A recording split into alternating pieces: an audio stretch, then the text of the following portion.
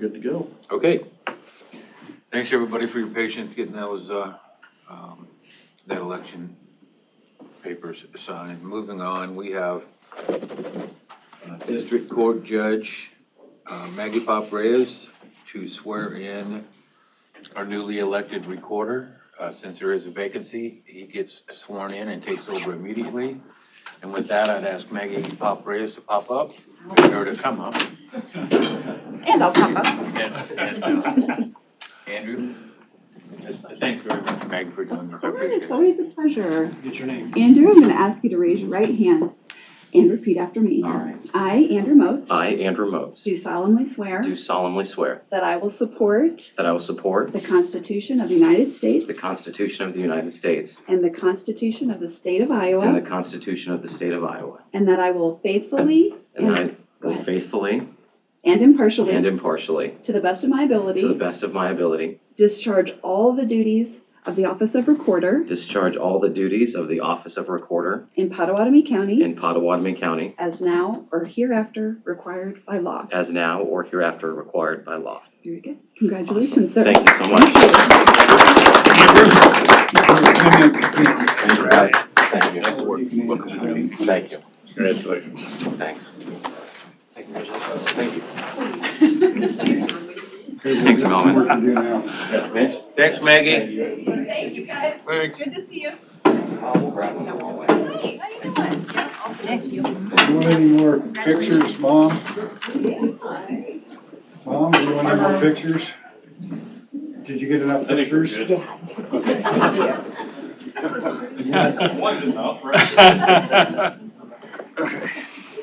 Okay, next up we have John Rasmussen, a public hearing to receive public comment on the disposal of county property. So I'll entertain a motion to open public hearing. So moved. Second. We have a motion and a second. Mr. Hauser, call the roll, please. Chairman Wickman. Supervisor Shea. Yep. Belt. Groby. Schultz. Aye. John, you give us an update on where we're at on this, please? Sure. The public hearing is based on a public notice issued earlier this month to dispose the shop locations at Avoca, Caledonia, Hancock, Lewis, and Walnut. Those properties are to be listed and sold by a real estate agent to private buyers or be gifted or sold to interested Iowa governmental subdivisions at the appraised value as determined by the board. The expenses incurred by any sale to Iowa governmental subdivision will be at the buyer's cost. So that was published. I have no action for you today. I'll have a resolution next week. So I recommend you just keep the public hearing open and close it next weekend if you can, or next week if you can continue it. I don't have any issues with that. I think that the public hearing was a little bit bland on the agenda, and I'm not sure that everyone is aware that those buildings are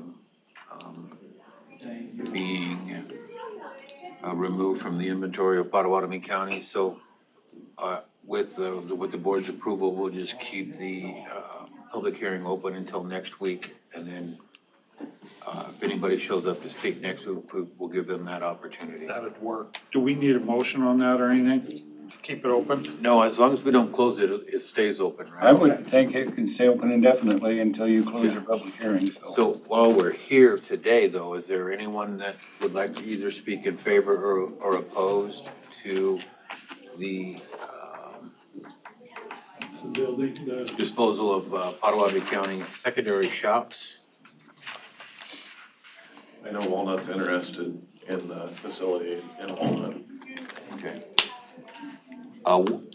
We're aware of that, Brett, and I think that'll be some discussion with the engineer and the board of supervisors on where we're at with that. It's duly noted that you're interested in the Hancock shop. We've also heard from Walnut. This is Walnut here. I'm sorry. We've heard from Walnut. We've also heard from Hancock. I know you're the Walnut Mayor. That was on the bus for 2 days. So we're aware of both those towns wanting the opportunity to acquire those facilities. So we'll stay in touch with you and work with you on that. What do we do with Avoca? Haven't done It's in here anything. too. So you'll have the option to sell it to a private buyer gift or sell to a political subdivision. So I gave the board alternatives on that, on how you'd like to proceed, so. Try to keep it flexible. So if that's okay with the board, we'll just leave it open. And I'm good with that, yes. it's just a I think matter it's important too. of, providing the public information on how we're gonna dispose of them.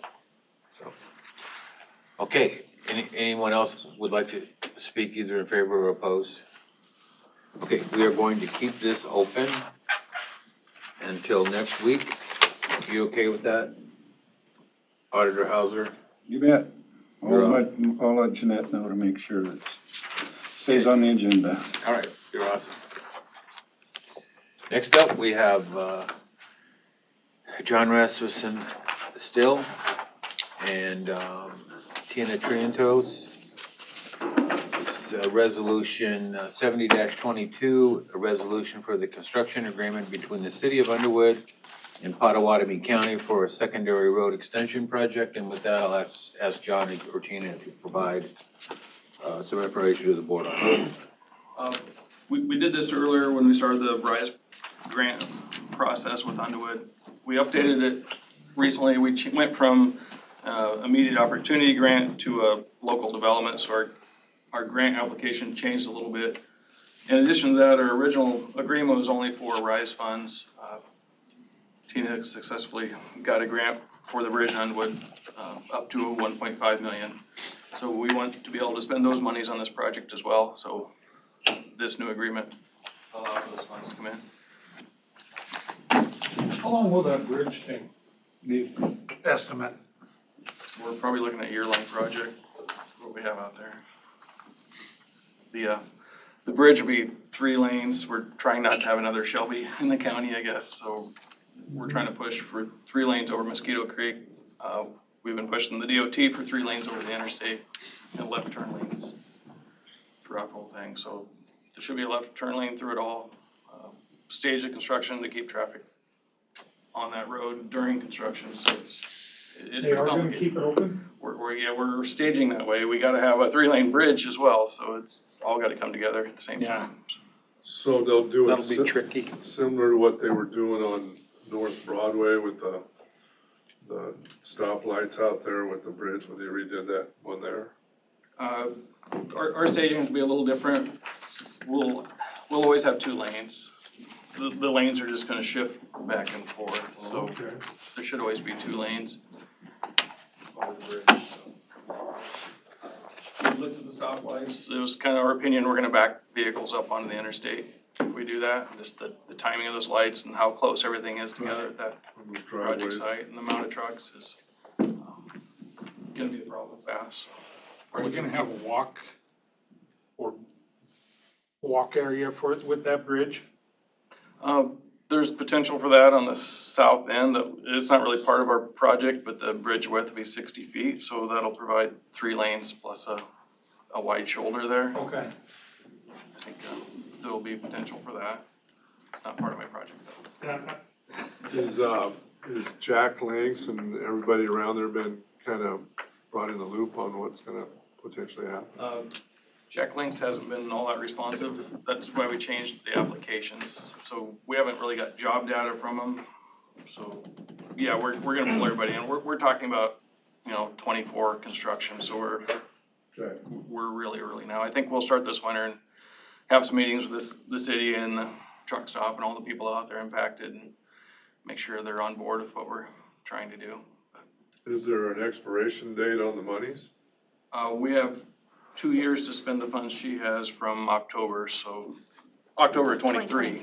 So we have until October of 25 on those Okay. funds, so.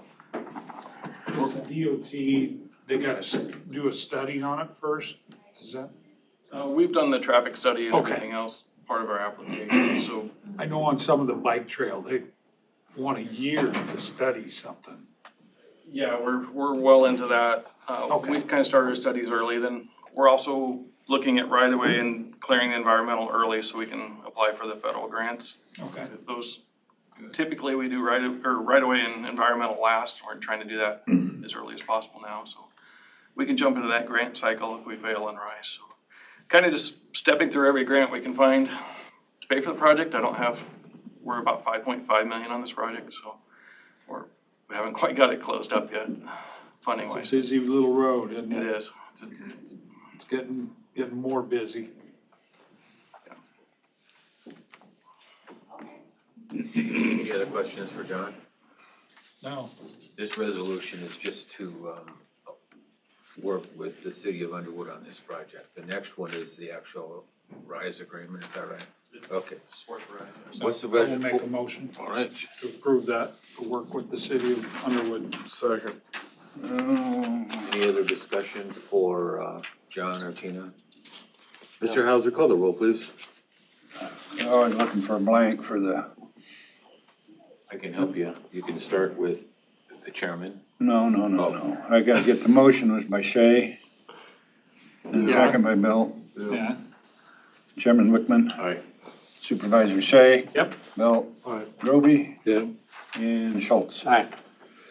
Tina, good job. John, Tina, you're still up. This is Resolution 71-2022. Now, why do we have two roll call votes under that resolution? No, it was- All right. City of Underwood. I didn't see Robert Doe sitting here, so I guess I won't call him.